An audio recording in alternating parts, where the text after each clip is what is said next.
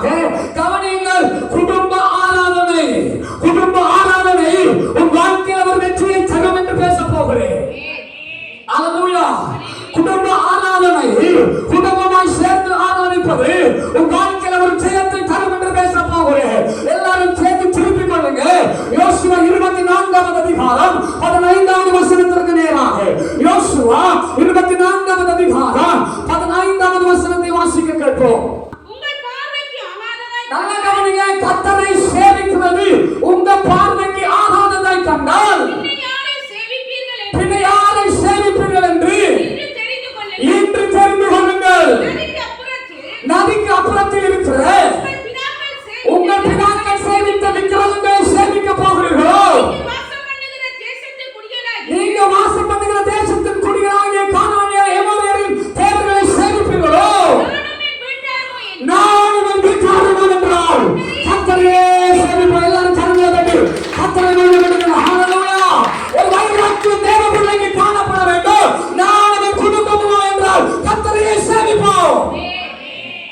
உன் வாழ்க்கையில மாற்றம் வராம உன் கணவனுடைய வாழ்க்கையில மாற்றம் வராது. உன் வாழ்க்கையில மாற்றம் வராம உன் மனைவியுடைய வாழ்க்கையில மாற்றம் வராது. உன் வாழ்க்கையில மாற்றம் வராம உன் பிள்ளைகளுடைய வாழ்க்கையில மாற்றம் வராது. ஹல்லேலூயா. குடும்பமாய் சேர்ந்து ஆராதிப்பது மிக மிக அவசியமானது. அவர் கேட்கிற நீங்க யாரை சேவிக்க போகிறீர்கள்? நானும் என் வீட்டாரும் கர்த்தரை சேவிக்க நான் பழக்கி இருக்கிறேன் என்று யோசுவா சொல்லுகிறார். மறுபடியும் தலைகளை கட்டி கர்த்தரை மகிமைப்படுத்தலாம். எத்தனை பேர் உங்க குடும்பத்தை பழக்கி கொண்டிருக்கிறீங்க தேவனை ஆராதிப்பவருக்கு? அல்லேலூயா. மனைவி ஜெபிக்கிறேன்னா மனைவியை ஜெபிக்க சொல்றீங்களா? கணவன் ஜெபிக்கிறேன்னா கணவனை ஜெபிக்க சொல்றீங்களா? கணவன் வேதம் படிக்கிறேன்னா கணவனை வேதம் படிக்க சொல்றீங்களா? கணவன் ஆண்டவரை தேடுறா ஆண்டவரை தேட சொல்றீங்களா? நானும் என் வீட்டாரும் என்றால் கர்த்தரையே சேவிப்போம். அதைத்தான் அவர்களுக்கு சொல்லிக் கொடுப்பேன் என்று யோசுவா சொல்லுகிறதை பார்க்கிறோம். நீ குடும்பமாய் ஆராதிக்காமல் உன் குடும்பத்தின் கட்டவிழ்க்கப்படாது. அல்லேலூயா. உன் கற்று அவிழ்க்கப்பட வேண்டும் என்றால் நீ முதலாவது கர்த்தரை நன்றாய் துதிக்க வேண்டும். அதுக்கு பிறகு அவர்களுக்கு பழக்குவிக்க வேண்டும். அல்லேலூயா. மனைவியை நேசிக்கிறதுனால ஒன்றும் மனைவியை அப்படியே விட்டுவிட முடியாது. அவன் சொல்லுங்க.